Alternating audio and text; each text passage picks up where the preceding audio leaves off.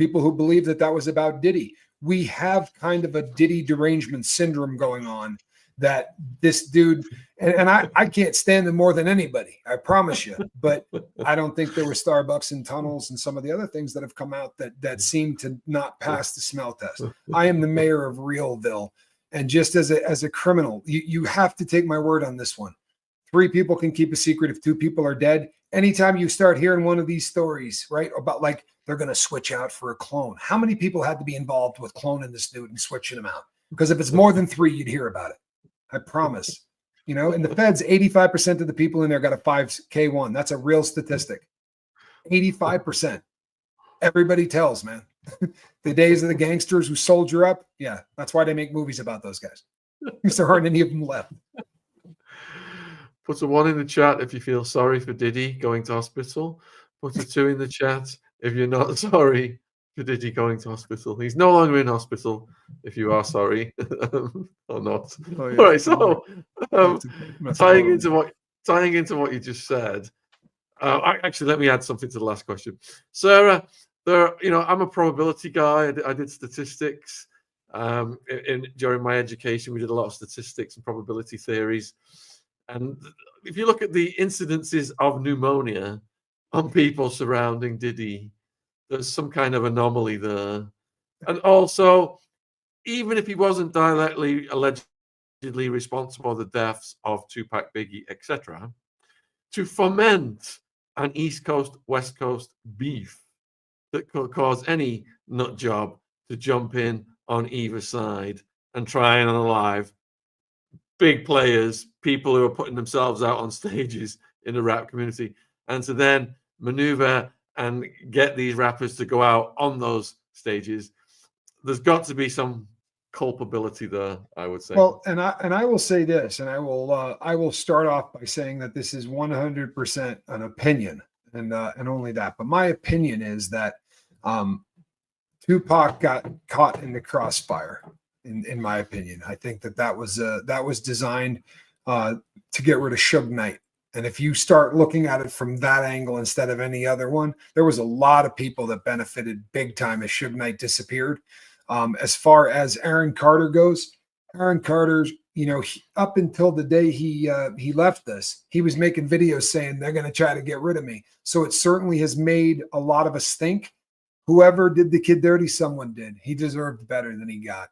That's a sad story. It really is. It's a heartbreaking story. Sue wants to know, do you think all this Diddy, Jay-Z, drones, LA fires is smoke and mirrors to distract from what's going on the world stage at the moment? Ooh, deep question. It's a great question. I think that the fires in LA, we have every single year without fail in this country, we have a fire season. Right? I lived in Nevada. You expect it. It comes. People are going to lose their houses, right? California has done some really weird things with how they allow people to clean out from brush. Do I think that was started to keep us from talking about the things that were going on in the world? I'm not smart enough. I'm really not. The drones thing seemed to me to be a complete crock of crap that looked to me like an op. That looked like an op. The fires to me do not.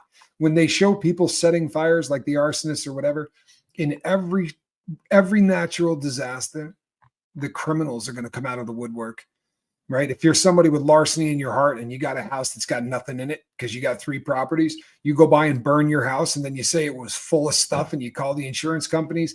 Anytime there's a natural disaster, the scumbags come crawling out of the woodwork. It's just the nature of our country. So it's hard to tell. It really is. And what's going on in the world stage, there's been some times that, maybe we don't know what's going on. Maybe it's doing so well it's covering it, but it seems like, I don't know. It's a hard question to answer. I don't trust my government or yours, so I'm always kind of looking in that direction anyway. Sander is asking, whatever his childhood, it's not an excuse to then treat people like beep. What do you think is the solution, Tommy? Well, I'll tell you what. The solution on someone like Diddy is pretty simple. If you want to know the truth, the problem is with P. Diddy is we didn't hold him accountable for anything that he ever did. He was in and out of the court system so many times. He smacked a man in the head with a champagne bottle. Okay, you know what that's called? That's called assault with a deadly weapon, and it would have got me 7 years in prison. Bottom line, I would have gone away for 7 years. He got 1 day of anger management. When you give people with nothing but money permission to hit someone in the head with a champagne bottle and only have to pay 1 day of anger management, why should that man fear anything? I'll grab this girl. If she doesn't want to have sex, I'll force her. Well, I don't have anything to worry about. They're just going to let me off on that. They don't charge me for anything. He killed 9 people or had a hand in 9 people passing away at that the celebrity charity event, right? Did he pay for that? I mean, he just settled the last of those things. But negligent homicide, you ever heard of that? Like, this guy has gotten away. His football coach, his son's football coach, picked on him, said, "You're not working out enough. You got to bulk up a little bit." So he went down and hit the guy with a kettlebell. Once again, you hit someone with a kettlebell. It's a big metal thing with a handle on it. That's assault with a deadly weapon. He got nothing, right? He just kept getting things. We can't let people slide because they're famous. We can't let people slide because they're rich, because the system is set up in such a way where to catch you when you're doing things wrong, to keep you from becoming someone that does these kind of things wrong, because usually it doesn't start there. It starts with smaller crimes. We can't let elites do whatever they want. That's the problem. Diddy was never held accountable for anything he did. We helped create him. So before I read you this question, I just want to do another poll.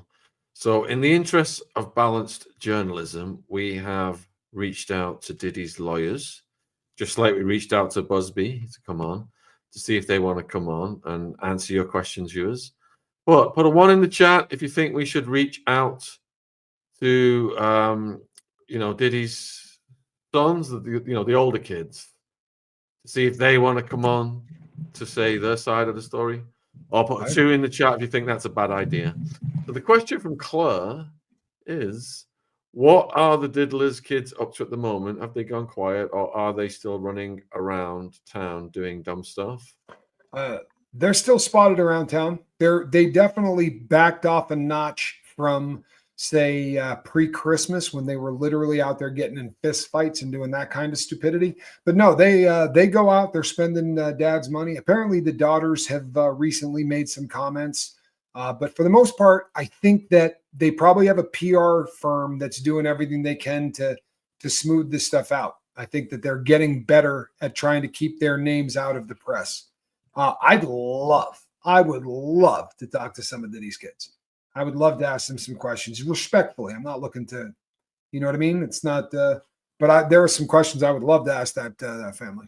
That would be yeah. And it looks like about 80% of the people in the chat would like to get some of them on and see if they answer your questions. All right. So Lorna, do you think Diddy and his goons had anything to do with Chris Cornell and Chester Bennington's death? They were, I guess, going to tell on many celebrities' music industry about child transportation. Yeah, this is the Linkin Park stuff. There's so much to that story that we could talk about it for the next 2 weeks. The woman that they brought in to replace Chester Bennington is a card-carrying member of the Church of Scientology, and that has caused a lot of speculation and a lot of people to talk as well. I don't think that we got the whole story when it comes to his death. I'll leave it at that. So Kim, yep, we have tried to get as many alleged Diddy survivors on the channel as possible. We have had quite a few interviews with people who've made allegations. So yeah, we are still going down that road. There's somebody else that we are speaking to.